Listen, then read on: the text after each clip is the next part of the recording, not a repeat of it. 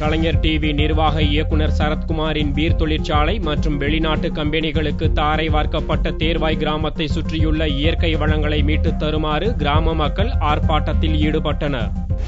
திருவள்ளூர் மாவட்டம் கும்மிடிப்பூண்டி வட்டத்தில் உள்ளது தேர்வாய் கண்டிகை கிராமம். இந்த கிராமத்தை மையமாக கொண்டு 25 கிராமங்களும் 4 ஏரிகள் உட்பட 10 ஊரணிகளும் 1500 ஏக்கர் பரப்பளவுள்ள காடும் இருக்கிறது. இந்த மேட்டுப் பகுதியான காட்டில் பெய்யும் மழை நீரை ஆதாரமாக கொண்டே 3000 ஏக்கரில் விவசாயம் நடந்து வருகிறது. இந்த இயற்கை வளங்கள் உள்ள பகுதியை முந்தைய திமுக ஆட்சியில் பிரான்ஸ் நாட்டு கம்பெனிகளுக்கும் சிப்காட் தொழிற்சாலைகளுக்கும் வழங்கப்பட்டுள்ளது. இதனால் தங்கள் வாழ்வாதாரம் பாதிப்புக்கு உள்ளாகி உள்ளதால் புதிய அரசு இந்த பிரச்சனையில் தலையிட்டு ஒப்பந்தங்களை ரத்து செய்ய வேண்டுமென தேர்வாய் கிராம மக்கள் சென்னையில் ஆர்ப்பாட்டம் நடத்தினர்.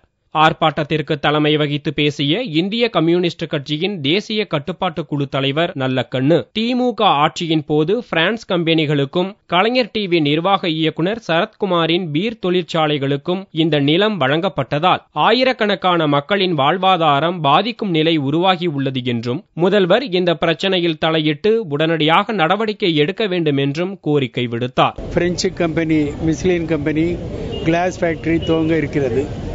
அதேபோல் கலைஞர் டிவியின் மேலாளராக இருந்த சரத்குமாருக்கும் பீர் தொழிற்சாலைக்கு அது கையகப்படுத்தப்பட்டிருக்கிறது. இன்னும் ஒரு கம்பெனி சிப்காட்டிலிருந்தும் சில கம்பெனிகள் உருவாக்க இருக்கிறார்கள். மாண்புமிகு முதலமைச்சர் அவர்களே முன்னால் எதிர்க்கட்சி தலைவராக இருக்கும் பொழுது ஆவடியில் நடந்த கூட்டத்தில் உறுதிமொழி அளித்திருக்கிறார்கள். தேர்வாய் கிராமத்தில் அந்த தொழிற்சாலை வராமல் தடுத்து வாழ்வாதார உரிமைகளை பாதுகாப்போம் என்று உறுதி கொடுத்திருக்கிறார்கள். அதை அடிப்படையில் கவனத்துக்கு கொண்டு வரக்கூடிய முறையில் இந்த ஆர்ப்பாட்டம் நடக்கிறது.